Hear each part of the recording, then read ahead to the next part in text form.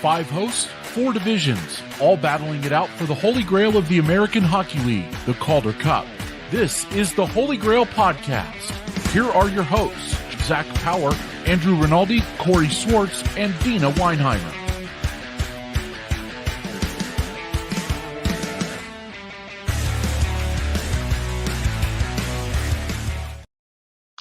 It's Game 7. It's for all the marbles. Hello and welcome to this live edition of the Field Pass Hockey's The Holy GrAHL. And over the next couple of hours, we're going to be here walking you through the final game of this Calder Cup playoffs between the Hershey Bears and the Coachella Valley Firebirds. Of course, it's been such a tight series on both sides of the spectrum, where each team has only won games at home. And now the Hershey Bears look to change that fortune as they go against the Coachella Valley Firebirds. And on the other side, they hope that, well, it continues to stay that same way as they go throughout the next Game 7.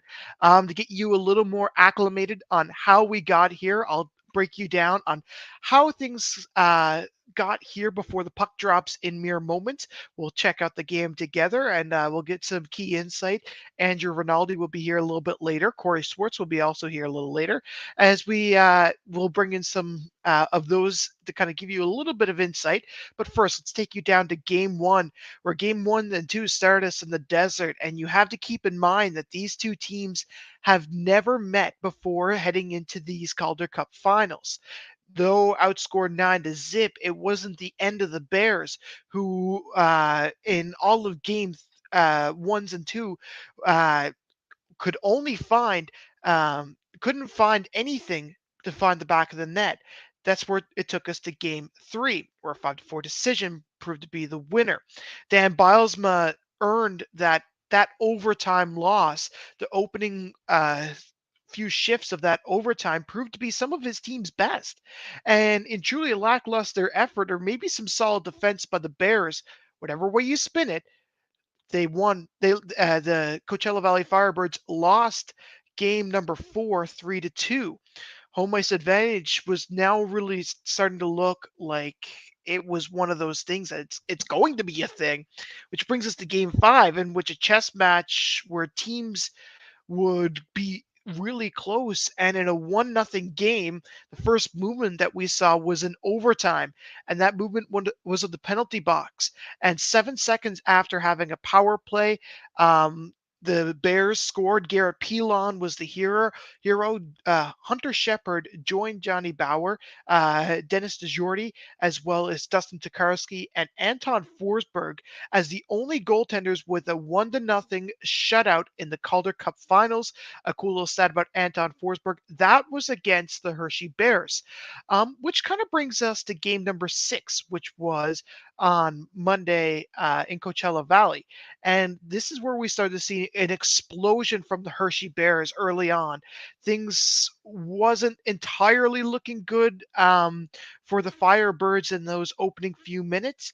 And then it just came on fast and furious with 2 goals in less than 2 minutes.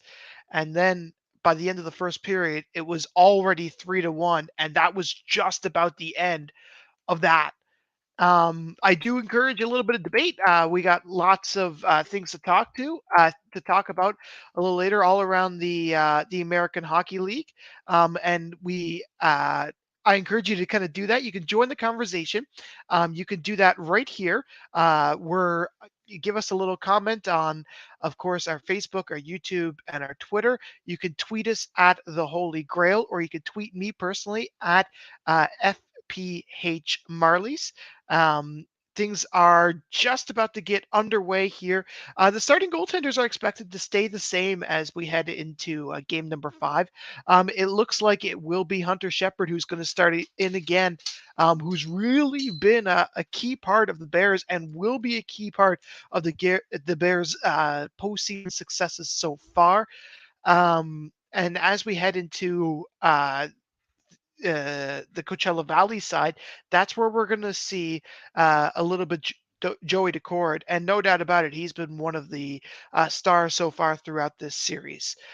Again, our Twitter handle is at the Holy Grail, and Grail is spelled GRAHL, and you probably knew that by now. And we do appreciate you taking the time to hang out with us here on this Wednesday night. Of course, it's a bit of a late night for those in Hershey with this start time, which is expected to begin any time soon. I want to say a little hello to Dina Weinheimer, who's joining us here on YouTube tonight.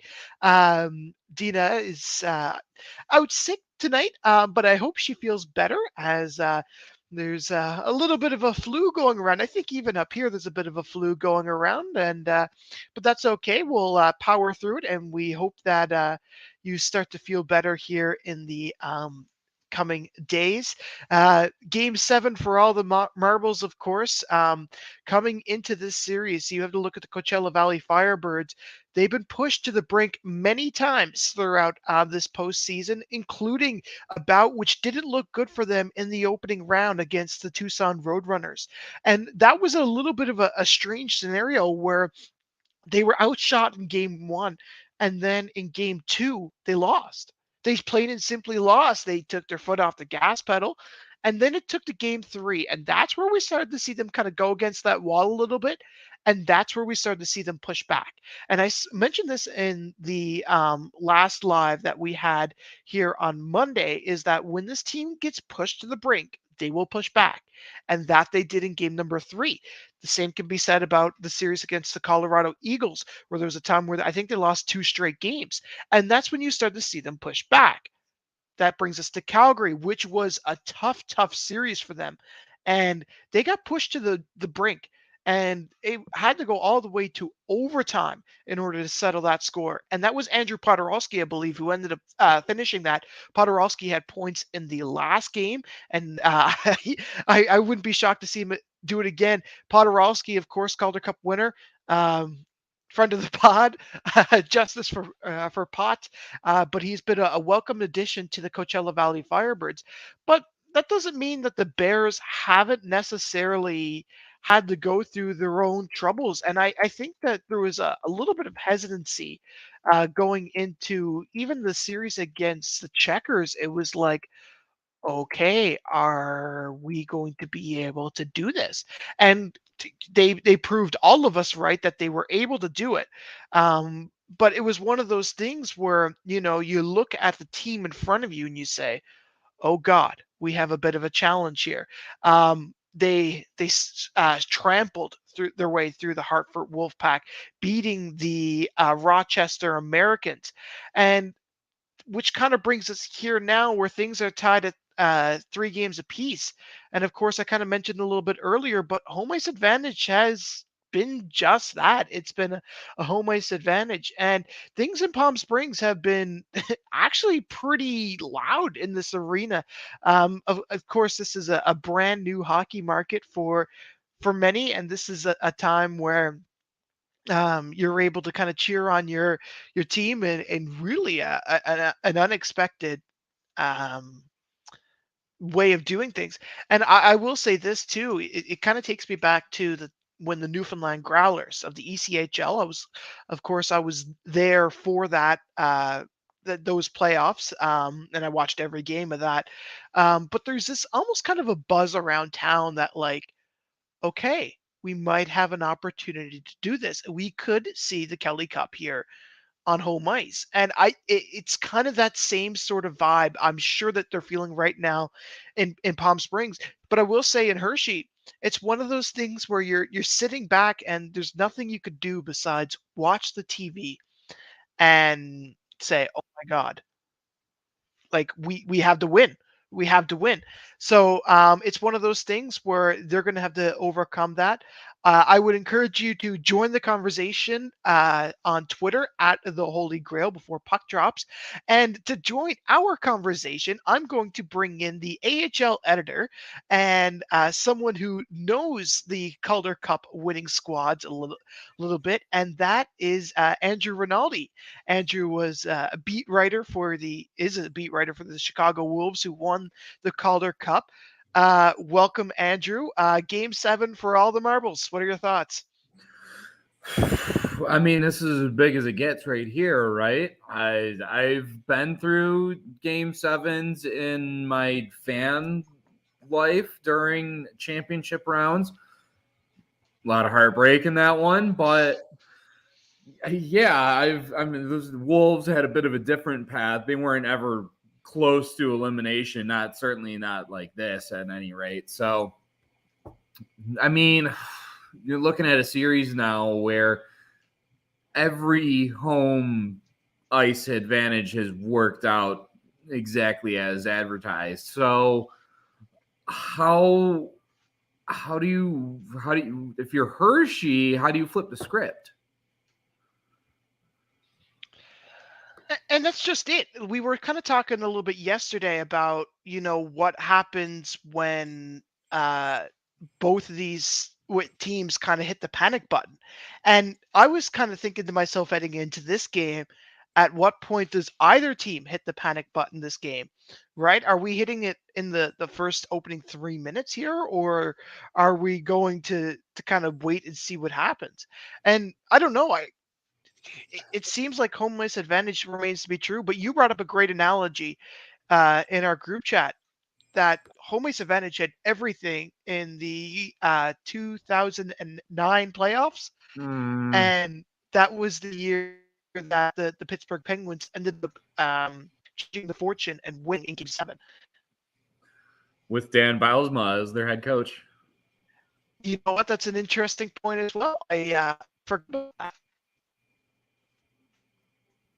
And you have to think too that there's some sort of um, kind of connection between the Calder Cup Finals and maybe the Stanley Cup Finals that Bilesma is going to be looking for in this Game 7. Well, I mean, you got two coaches that have been there and have seen this. I mean, so many times. Just look at what Coachella has done this entire playoff of being on the brink and then responding each and every single time. I mean, man, this is the team that's just I don't want to say impossible to close out, but it's as hard as it's ever going to get. I mean, this is it. You have, to quote the philosopher Marshall Mathers, you only have one shot. Do not miss this chance to go. This opportunity comes once in a lifetime, yo. So when you got a team that is on fire at home, can take a punch to the mouth and steps right back up like nothing happened. How do you keep punching and get them down for the count? It's just, man, if you're Hershey, I don't want to. You're still just right, just a game, a shot, a shift away from turning all the fortunes around. I mean, they started off game 6 so well. You're like, okay, here's where it comes. Here's where the script turns. Here's where the light switch is flipped, and we got something different. And then Coachella just rides momentum as well as anyone I've seen, and the goals come fast and furious, and before you realize it, you're down in the rabbit hole. So I don't know how the best way to maintain that is. You got to just choke the life out of them in the neutral zone and not let them ride that momentum, because once the Firebirds get started, like a snowball going the hill, it's going to become an avalanche real quick. And Hershey's got to find a way to, I said it before, you got to turn that ice into mud and make them skate through just a wall in the neutral zone. Because once they get going, it's hard to stop. For sure. If you have thoughts at home on who is going to win, feel free to drop us a comment here, and we would kind of love to kind of talk about that a little bit more too. It's simply put, I think it's anybody's series here. But I statistically speaking, for me, it's got to lean towards the Coachella Valley Firebirds, who I kind of mentioned it before, and you mentioned it as well. Is these guys get pushed to the brink and then they seem to find a way to come back. And you made a really good point where you said that in game 6 they got punched in the mouth, and they did. It was like 8 shots or something in the first 2 minutes. And then all of a sudden, they flipped the script, only letting up 3 more shots for the rest of the period, and that was including a power play, and Mhm. then ended up scoring 3 goals. So that's where I'm kind of looking at for game number 7 is all right. If Hershey gets on the board, is it only a matter of time before the Firebirds come back, or have they just pulled off one too many improbable wins? Right. You almost feel like the luck's got to run out at some point or another, right? But I mean, who knows? Maybe if this one time to pick out the trick out of your magic bag, then this is the time for it. Oh man, I almost feel like it's gonna be a patient one. I think this is gonna be a slow burn. I don't think anyone's gonna come out and try and knock them off real quick. I think you're gonna get almost like it's like we're resetting back to game one. Like you need to kind of feel it out and see how your opponent. It's gonna be a chess match. How you're going to line up lines, how each team's going to play, how aggressive you're going to be and how the team's going to counterattack to that. I feel like, I don't want to call it boring, but it's going to be like on a stage like that where you got all the marbles. It's rarely do the fireworks come popping off early. I feel like there's going to be a feeling out process. Maybe not for the entire first period, but at least give it like 8 to 10 minutes. It might be, again, I don't want to call it boring hockey, but it might be low event hockey. I'll call that. For sure. Dina Weinheimer joining us on YouTube. She's out sick tonight. We hope she feels better. She says somehow Hershey finds a way to get the first victory on home ice in the series. Sam Anas gets redemption from last season. It's giving me shades of Marian Hossa here. Andrew, where he's just on the wrong side of the Calder Cup. But maybe this is, again, another time to change the fortune, or maybe this is another Calder Cup for Andrew Podorowski. Yeah, we just want to keep referencing that 2009 Stanley Cup Final as much as we can. Twist that knife, baby. It's so tough for me to bet against Potts. I mean, you got a guy that's going aiming for 3 for 3 here. He's going for his Kobe, and we discussed it with him on this very podcast about just like what and the thing about Potts that Ryan Warsofsky talked to me about it earlier this year is just when you've been to the top of the mountain and then you've been there again and you know exactly what you need to bring for this type of game. You got Bilesma coaching you, you got Potts leading the squad. It's just there's just a calm confidence in the way that he approaches his game, the way he speaks. It's just he's not all flash and razzle. And I mean, even his play style, for all the points he racks up, he's not like you see him just throwing up highlight reel goals left and right. He's a very calm, collected. He plays his game and he plays it well, and he knows what to bring at the highest stage that you can possibly have. A really good stat for you as we head into game number 7. If the Coachella Valley Firebirds win, this is the second season in a row where a Flames AHL affiliate gets eliminated by the winner, which I was kind of interesting, especially with Stockton, the way that the season that they had last year. Dustin Wolf was a big part of this series as well against the Firebirds. I feel like Dustin Wolf would be very happy never to see Andrew Podorowski ever again.